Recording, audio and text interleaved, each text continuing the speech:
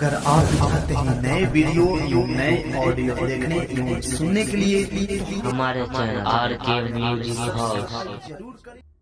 जब सुने के होई भोजपुरी गाना बस बजे के चाही गाना।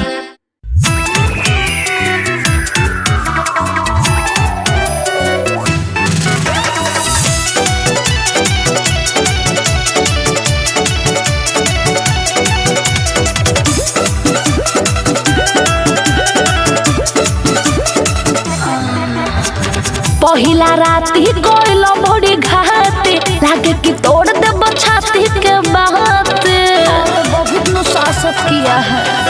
पहिला राती कोइल बड़ी घाते लागे कि तोड़ दे छाती के बाते दिला दर्द दिया ऐसन ऐसन अरे ऐसन क्या बताएं। जब जैसन तब तैसन जब जैसन तब तैसन ना करे त महरत कैसन। जब जैसन तब तैसन ना करे त महरत कैसन।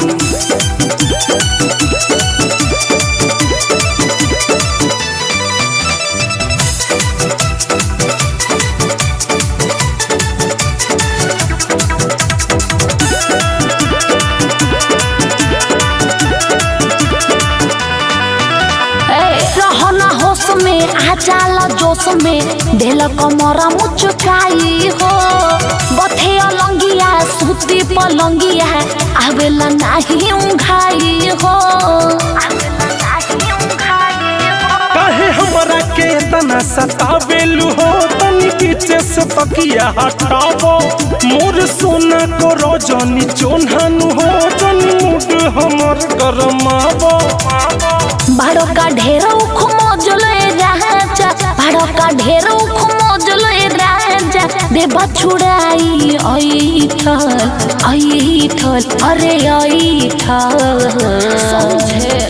जब जैसन तब तैसन जब जैसन तब तैसन ना करे त महरत कैसन।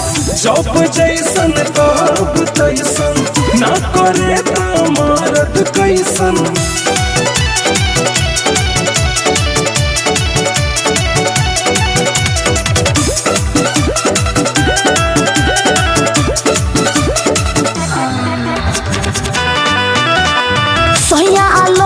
सुरीला रोती है तोड़ला नाकी के नथिया हो तोड़ला झोड़ला मनला ना बतिया है तोड़ला पहलंग के पटिया हो। काहे करेलु झूठो के हालानु हो सुना बतिया हमार मधुबाला कहला दी दर्द के दवैयानु हो सही मीठा मीठा दुखाला। पहिला नाजुक उमरिया राजा पहिला नाजुक उमरिया राजा मोहदेल माथा जैसन जैसन अरे जैसन।